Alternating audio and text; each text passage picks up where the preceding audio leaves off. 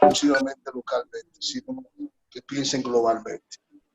Y una forma de pensar globalmente es insertarlo en los escenarios internacionales. En el 2021 tú no puedes tener un estudiante único exclusivamente con una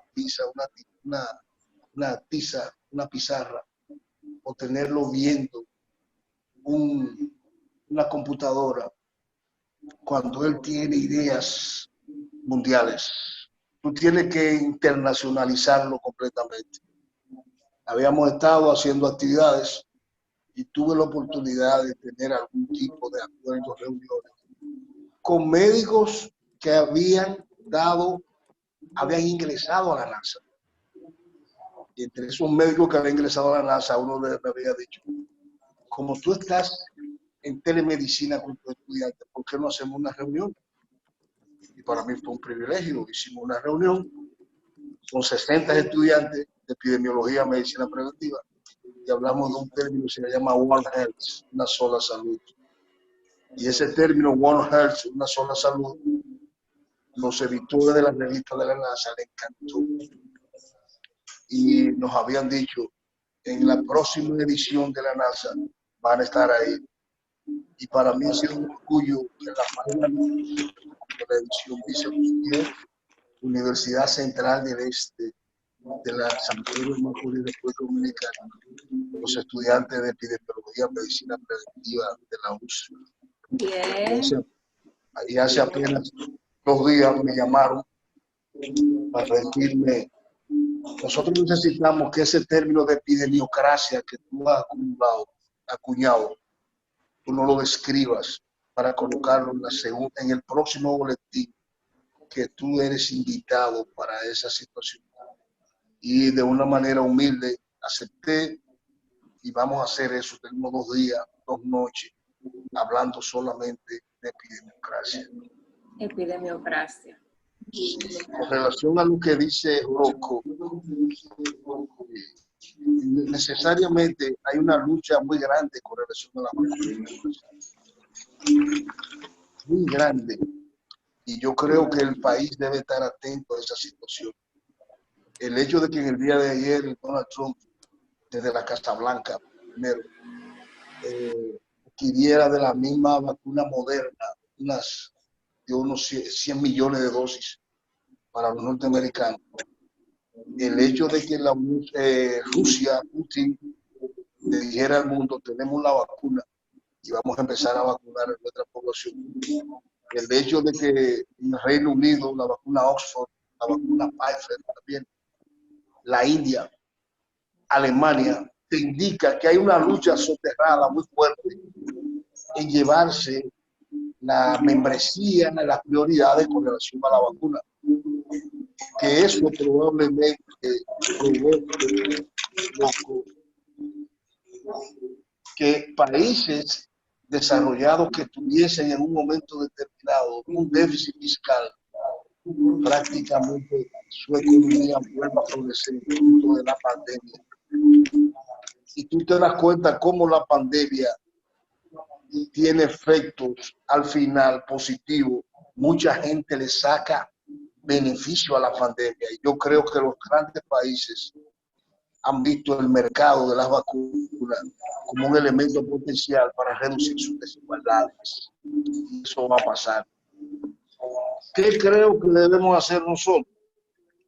Yo creo, querido, que si las pruebas que han sido un dolor de cabeza para nosotros, y han sido un dolor de cabeza porque, por ejemplo, el tiempo que dura certificar a un individuo que es positivo o no es positivo, determina en un momento determinado que si es negativo se positiviza y si es positivo termina con la prueba ya prácticamente finalizando la enfermedad. Y si esa prueba israelí se realiza en pocos minutos, yo creo que es un paso de avance extraordinario y nosotros deberíamos tenerla aquí. Si nosotros vamos a China a buscar mascarilla, ¿cómo no vamos a ir a Israel a buscar esa prueba diagnóstica de laboratorio? Una epidemiología dinámica. Entonces, Goldie, ¿estás de acuerdo con los mecanismos utilizados por el Ministerio de Salud Pública para el combate, para el tratamiento del COVID-19 y la prevención del COVID-19? mira, el COVID-19 en materia de salud pública, tú no puedes pasarte la vida entera haciendo una salud pública de epidemia. En materia de salud pública, las estadísticas solo son importantes si tú actúas después de ellas. O sea, una estadística per se, un número, 573 el de ayer, 18 muertos, 82,000. Si no hay acciones concretas, esa estadística no sirve para nada. Cuando ocurren estos casos, tú tienes que decirle al pueblo llano, más que contarle números, decirle nadie está a salvo si no estamos todos a salvo. Nosotros tenemos que empezar en este momento, después de esta ola grande de COVID-19, después de una infectividad de más de un 34%, hacer acciones específicas, acciones directas, acciones que vayan del simple enunciado a acciones que vayan directamente, que modifiquen la estructura de la tasa de efectividad. Entonces, la información es buena, pero la información tiene que ir con la acción. Y yo creo que el país tiene que abocarse a una jornada profiláctica de reducir la tasa de efectividad del COVID-19, que nosotros la tenemos la más alta de las Antillas. Y si la tenemos la más alta de las Antillas, el individuo que vive fuera, que vive en el exterior, que quiere venir aquí, el turista, va a decir, pero es una población enferma. Yo no puedo ir a ese pequeño terruño porque en un momento determinado me voy a enfermar, porque es una tasa de efectividad de un 34,7%. Me señala que probablemente de cada 3 personas hay una que me pueda contagiar.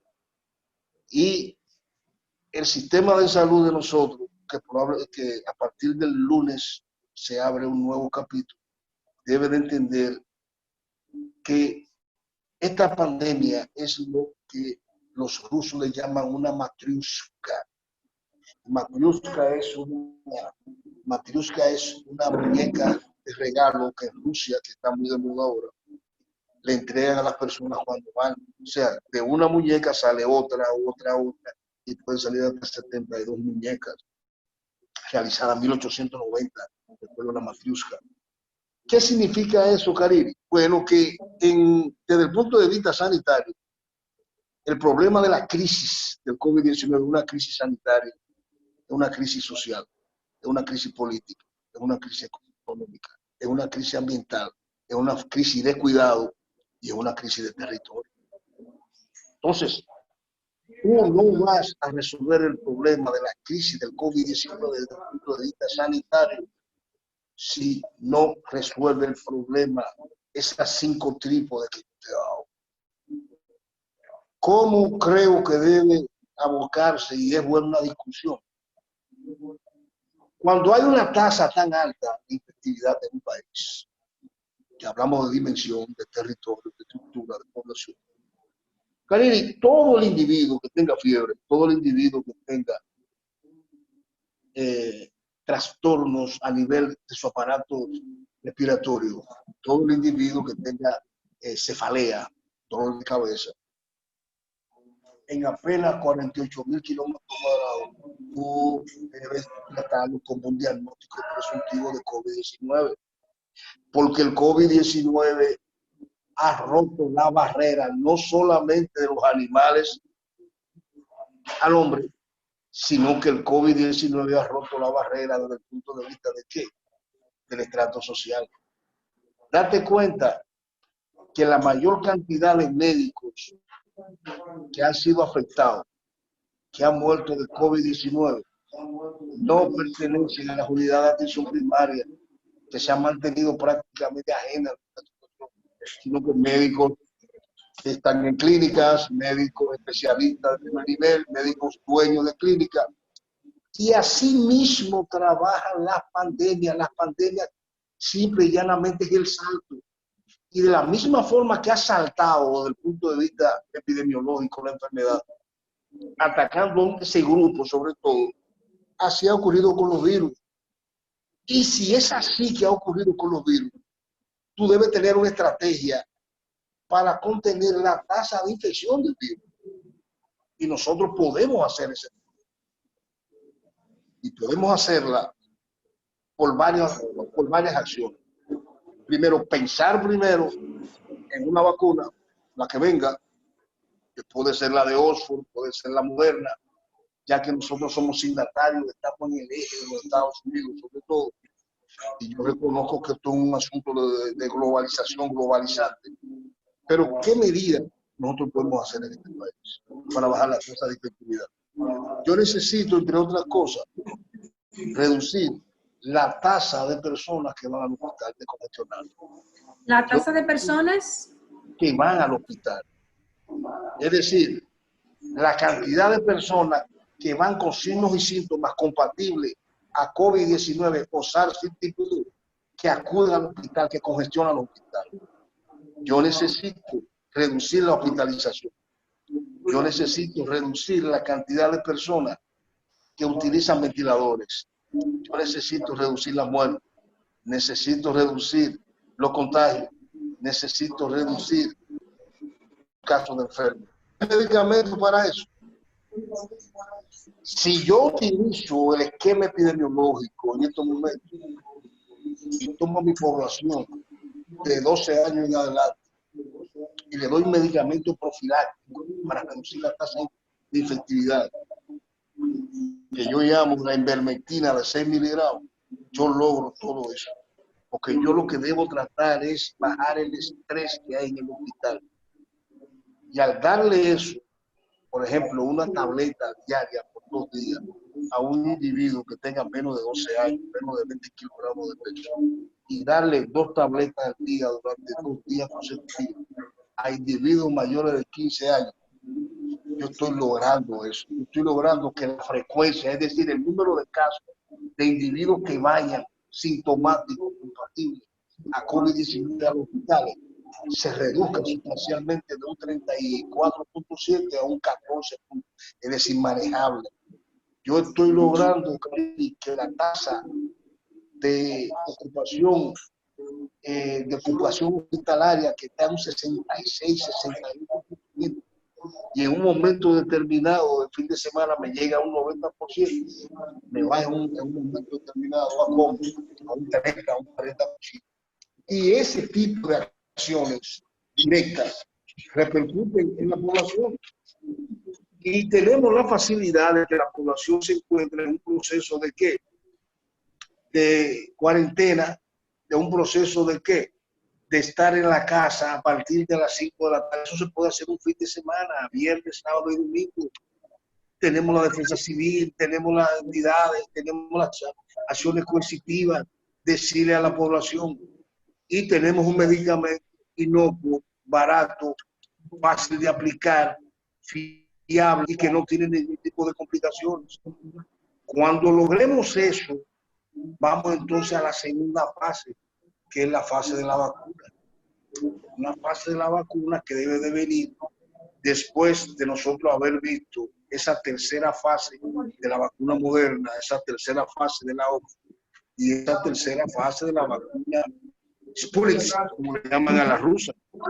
Es decir, 30.000 personas que han sido vacunadas y que esas 30.000 personas vacunadas en Estados Unidos, 30.000 en Rusia, 30.000 en Inglaterra, no tengan después efectos colaterales. Y eso es una medicina basada en evidencia. Estamos queriendo decir, doctor, que lo más óptimo sería que el presidente de los Estados Unidos se deshiciera de esa idea de adquirir un 90% y que eso se pudiese distribuir de manera equitativa en los países que puedan adquirirlo.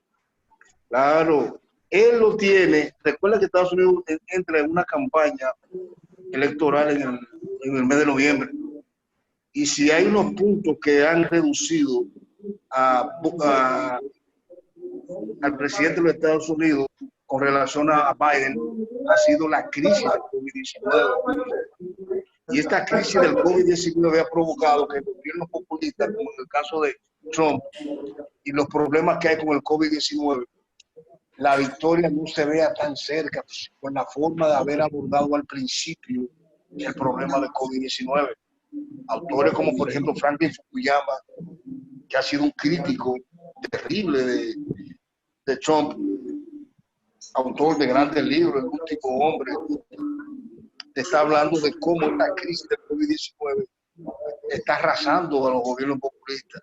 Entonces el Partido Republicano, Trump y sus asesores se han dado cuenta que tiene que tomar medidas extraordinarias, medidas rápidas, para tratar de resarcir lo que está pasando. Y tienen que contener. Entonces, ayer, tú ves que desde la misma Casa Blanca, el tema de la salud, que es un tema político, es un problema, un tema de cambio de configuración a nivel mundial, se toma en primer orden y él da la orden de tomar los primeros 100 millones de dosis de vacuna, pero al mismo tiempo le manda un mensaje subliminal a su población que en los próximos meses de 100 millones van a llegar hasta los 600 millones de dosis de vacuna. Mira cómo ese discurso baja la tensión, ese discurso da respiro. ¿Nosotros tenemos la capacidad de eso? Probablemente no, pero nosotros podemos tener la capacidad de hacer medidas de profilaxis para disminuir la infectividad del COVID-19 y mandar un mensaje a nuestra población diciéndole vamos a bajar la tasa de contagio. Pero al mismo tiempo que estoy bajando la tasa de contagio, voy a aplanar la curva social.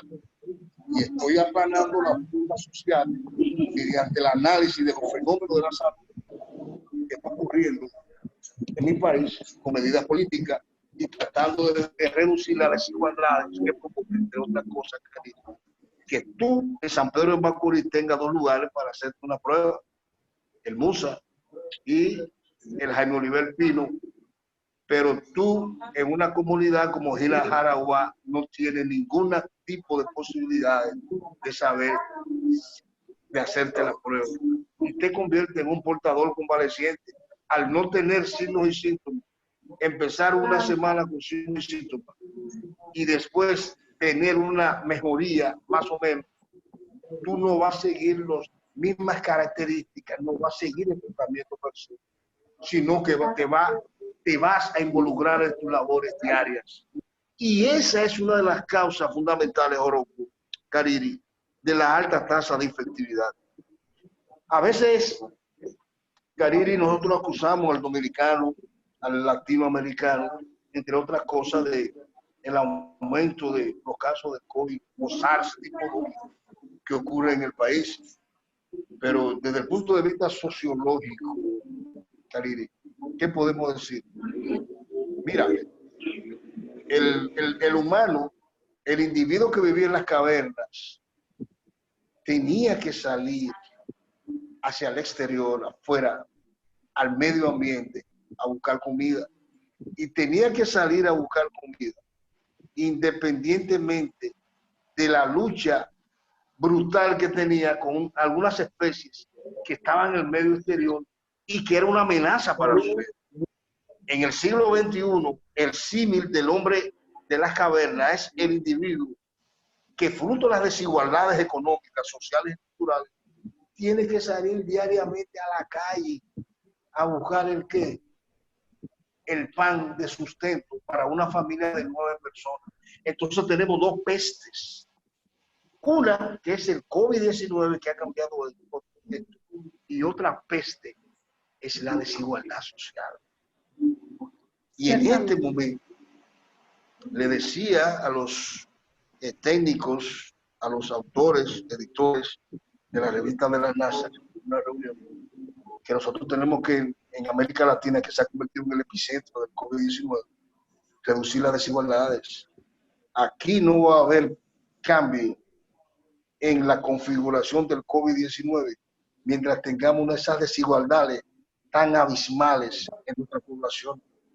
Aquí no va a haber cambio del COVID-19 mientras el problema de la biodiversidad, como ocurrió este fin de semana, que tú viste que tú fuiste actor preeminente de destruir parte de nuestro ecosistema, cuando tú y yo sabemos que uno de los problemas más graves de nosotros es que hemos destruido parte de nuestro entorno natural, y uno de los productos claves de que ese ecosistema se destruyó es que desde principios de semana, yo estoy seguro que tú has tenido en tu casa una mayor cantidad de mosquitos que te han picado, de mosquitos que han entrado a tu casa por la ruptura del ecosistema.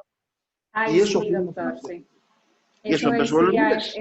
Sí, eso estaba diciendo, Dios mío, pero esta tormenta ha traído una ola de mosquitos. ¿No fue la tormenta? ¿Qué es lo que ha No pasado? necesariamente fue la tormenta. Porque en epidemiología, el cerebro del epidemiólogo debe estar en los ojos. Observar. Yo vivo cerca de la laguna, aquí en el barrio así. Y el cerebro debe estar en los ojos. Y donde está el cerebro debe estar la razón. Cuando tú eliminas la mayor cantidad del lugar donde van los mosquitos, que son las hojas, y tú cortas los árboles, necesariamente ellos tienen que salir a otro lugar. Como ellos son ciegos, no ven a más de 10 metros de distancia. Y pasan la mayor parte del tiempo en esa biodiversidad que tenemos. Y tú de una manera bruta lo eliminas, necesariamente rompe la barrera que nos separa.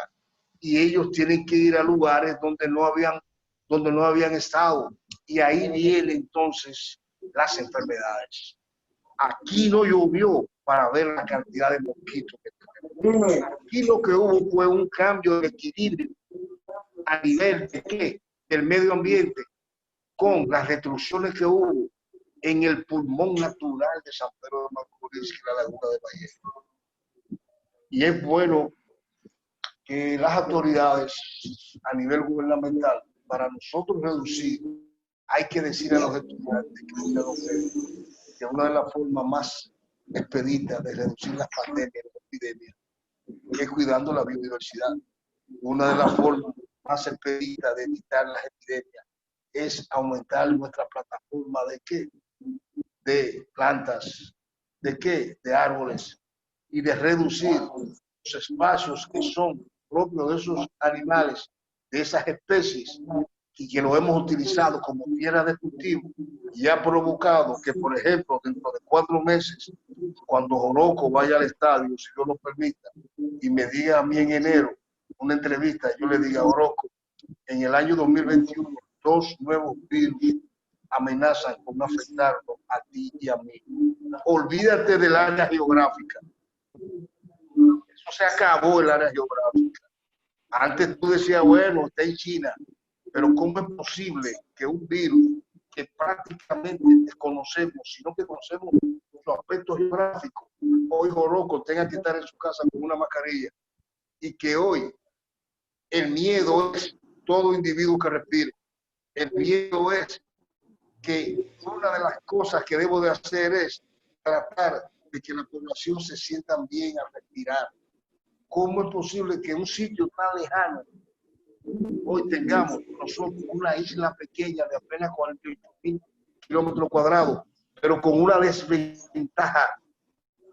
Y es la siguiente, Joroco. Tú no puedes pensar en República Dominicana en base a 10 millones de personas. Tú debes pensar en República Dominicana en base a 25 millones de personas. ¿Por qué? Por un elemento agregado. El último país en América que cerró fronteras y que tomó medidas de prevención y control con relación al COVID-19 y que aceptó que había COVID-19 fue Haití. Y hay una fecha, el 19 de marzo de este año. Y es uno de los primeros países de América Latina que te dice a ti, y del mundo, que te dice a ti, en el día de ayer y antes de ayer, que va a abrir las escuelas. Eso es un problema para la República Dominicana. Eso es un problema para que la tasa de efectividad se mantenga. Eso es un problema para que en una plataforma tan porosa como es la frontera, que la frontera, más que frontera, es una plataforma porosa. Nosotros tengamos casos autónomos y casos exportados de COVID-19, y tú tienes el turismo. Hay que saludar la vacuna, porque eso provoca que países desarrollados que van a vacunar a su población, nosotros tengamos menos cantidad de población transeúnte que no tenga el COVID-19. Y nosotros tenemos que hacer jornadas de vacunación efectiva contra el COVID-19. Aquí tenemos que mandar rápidamente a Estados Unidos, a Francia, a Alemania, a donde sea que la efectividad de la vacuna sea un 95%, mandar a buscar dosis de vacuna y aplicársela a la población, empezando por mí. ¿Por qué? Doctor, porque la amenaza más directa de nosotros en estos momentos es el COVID-19. nos ¿Cómo quedan sabes, pocos Oro? minutos Sí. y se está dando en Estados Unidos como país desarrollado y referencia para cualquier otro país que ha sumado ya 900 trabajadores de salud en el ámbito ya, o sea, que ya han muerto por COVID-19. Sí. ¿Qué podemos nosotros tomar en consideración? ¿Cómo podemos tildar esto? ¿Se les ha escapado algo del protocolo? ¿Se les ha escapado tomar las medidas de previsiones para los entes que están encargados de manejar el tratamiento de la salud de los demás? ¿Qué está pasando con este país y el COVID? Mira, Karine, acuérdate que uno de los problemas del COVID, del SARS-2, yo le llamo SARS-2, no se parece al SARS-1, porque el SARS-1 te daba signos y síntomas dramáticos que tú podías detectarlo inmediatamente. Este SARS-2, COVID-19, aparecen asintomáticos, un individuo que no, o un portador asintomático. Okay. Entonces, al ser nuevo, la vía respiratoria fácil de penetrar, difícil de salir, es más fácil contagiarse con él. Recuerda que el médico, la puerta de entrada del individuo enfermo, va a ser el médico. Y ha saltado esa barrera. ¿Qué ha pasado? Mira, en este momento tiene que haber una reconfiguración del sistema de salud. Ese salto del individuo que viene desde el nivel estrato más inferior, directamente a un hospital de referencia a tratarse una fiebre, a tratarse un dolor, provoca de que es más fácil que el médico se contagie. Tú encuentras que un director de un hospital, que un médico de una clínica más acreditada muere fácilmente por COVID-19. ¿Qué mecanismo hay que implementar, entre otras cosas? El sistema de salud tiene que abrirse. El sistema de salud tiene que ser fuerte en el primer nivel de atención. El sistema de salud tiene que tener kits de diagnóstico allá en las comunidades. El sistema de salud tiene que detectar el individuo que tiene signos y síntomas compatibles con COVID-19. El sistema de salud a nivel de atención primaria tiene que tener los medicamentos necesarios para cuando aparezca un caso en la comunidad, hacerle el reclutamiento posible, darle el kit de medicamentos, tomar las muestras y que haga un cordón sanitario epidemiológico en esa zona. Lo que se ha hecho en lugares donde han tenido rebrotes y tener, entre otras cosas, paciencia, porque en este momento, con este tipo de pandemia, tú no puedes creer que tú tienes la solución inmediata cuando tú sabes que siempre va a tener una gran cantidad de susceptibles. Ahora, lo que no podemos es entaponar el sistema. No puede ser que con una pandemia como esta, para hacerme un diagnóstico, yo debo hacer una fila donde hay 57 personas. De esas 57 personas que van a hacer la fila en un laboratorio único de referencia, hay 7 que tienen los signos y síntomas que en este momento están disfrazados con qué bueno, con un escalofrío. Esos 7 que pasan 1 o 2 horas ahí en esa fila van necesariamente a contagiar a 17 que tienen signos y síntomas, pero que no tienen esa afección. Entonces tiene que ser una labor en cadena, una labor donde tú tienes que involucrarlo a todos. No puede suceder que un individuo que vive en Santa Fe, para hacerse una prueba diagnóstica, tiene que hacer el recorrido desde Santa Fe al Jaime Oliver Pérez. No, hágame la prueba diagnóstica allá en Santa Fe. Tener los mecanismos de implementación allá en la unidad de atención primaria y que aparezcan los kits de tratamiento preventivo en esa zona. Apareció un caso en esa zona, en Santa Fe, vamos a hacer bloqueo epidemiológico. Un bloqueo epidemiológico que vaya con ¿qué? Con bajar la tasa de infectividad. Tú tienes que hacer el mapa epidemiológico. ¿Cuántos casos diagnosticados hay en el Batey Montecristi? 16. ¿Cuántos casos diagnosticados hay en el Batey y el Moruno? 4. ¿Dónde tú tienes que llevar las pruebas de laboratorio?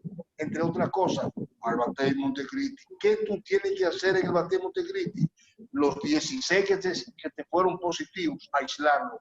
¿Qué vas a hacer con la población que está sana? Hacerle una medida profiláctica en base a ivermectina, reducir los contactos, salir de ahí. Esa es un mecanismo de feedback. Si la prueba es rápida, las acciones, y lo digo Anthony Fauci, deben ser ultra rápidas y mantener las herramientas. Usted dijo Golding, un tratamiento preventivo con ivermectina. ¿Puede ampliar? Con un tratamiento Tenemos menos de un minuto, así que eso va a ser... Sí, un tratamiento preventivo con ivermectina para reducir, entre otras cosas, que le dé fiebre, que le dé infección respiratoria, que le dé shock, que le dé el problema de falta de aire, que le dé el problema de coagulación intravascular diseminada, que baje la tasa de infectividad, que me reduzca lo susceptible y que provoque, entre otras cosas, una reducción de la movilidad, de la mortalidad y sobre todo de la congestión hospitalaria. Si se hace eso en este país, Cariri va a tener la oportunidad de decir, puedo respirar con libertad. Me libré. En este momento Cariri no puede respirar con libertad. Y Cariri en estos momentos, uno de los problemas más graves de ella es que ella, cuando ve a otra persona cerca de ella con 2 pulmones, dice es un factor de riesgo.